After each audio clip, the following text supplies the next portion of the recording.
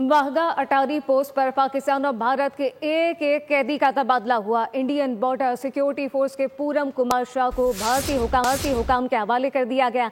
Punjab ranger के मोहम्मदुल्लाह को पाकिस्तानी हुकाम के हवाले किया गया है।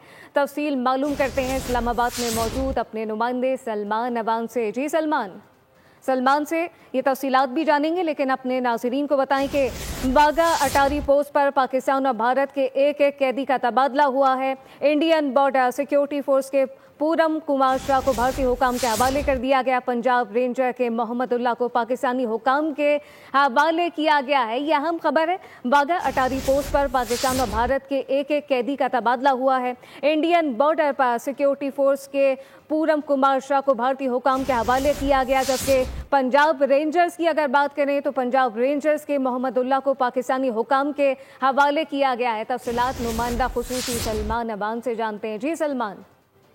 जी बिल्कुल, आज इम्पोर्टेंट अहम हवालगी हुई है। अटारी वाघा बॉर्डर के ऊपर पाकिस्तान की जानिब से एक भारतीय कैदी को रिहा किया गया है, जबकि भारत ने भी एक पाकिस्तानी एहलकार को रिहा किया है। इंडियन बॉर्डर सिक्योरिटी फोर्स या BSF के एहलकार पूनम कुमार शाह को आज भारतीय हुकाम के हवाले कर दिया गया है। और इस हवाले से सिक्योरिटी ज़राए ने बताया कि भारतीय हुकाम ने भी पंजाब रेंजर्स के जवान मोहम्मदुल्लाह को पाकिस्तानी हुकाम के हवाले कर दिया है। तो यानी कि दोनों जानिब से एक कैदी का तबादला अमल में आया है।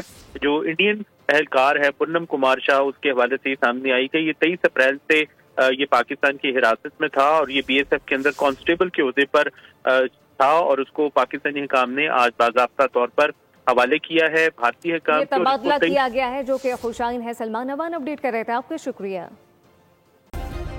सब्सक्राइब करें और बेल दबाएं ताकि कोई खबर रह न जाए।